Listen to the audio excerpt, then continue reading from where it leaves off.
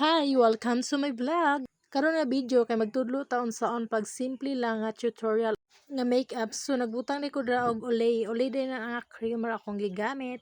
Nabutangan na nato natong nawong jud ato nang i-blend gamit lang ato ang kamot kay para ma-blend siya og ayoy nga naon na pag-blend and blend all. Next step mao ang paghimo natog kilay. Ato rin ang drawingan ang kilay og pina-shape. So mao na siya una sa taas sunod sa ubos. Yung pagkahuman ato rin ng butangan og color sa tunga para light lang pud siya nga color. Pagkahuman ato rin ng brasan dayon para munindot siya og nice kay siya lang tawon. Because kilay na sabde ato ang drawing na mao ra gyapon ang process sa taas una sunod diya na mao ang sa ubos na sab natong drawingan yung pagkahuman sa tunga. So mao na siya i-brush nato para same sila og nindot yung tanawon. So mao na siya ang final look sa kilay. Sunod ang lip liner mao di akong gamit ang eyebrow ra pod.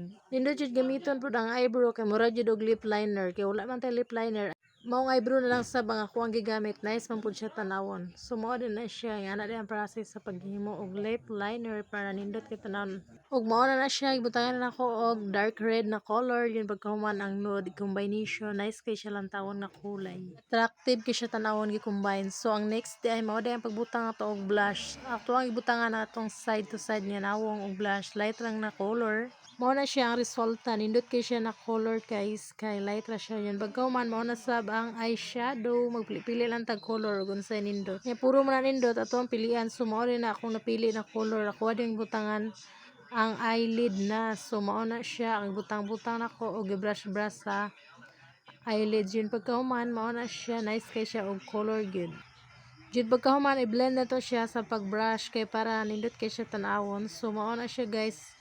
Ipatungan po na ako na og pink sa taas para attractive og color. Jud na po white murag highlighter. So mao na siya gibutangan din ako na siya highlighter para nindot kay. So mao na ang final look.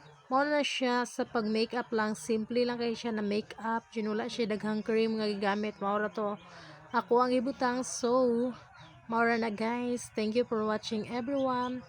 And please don't forget to like and comment. Bye.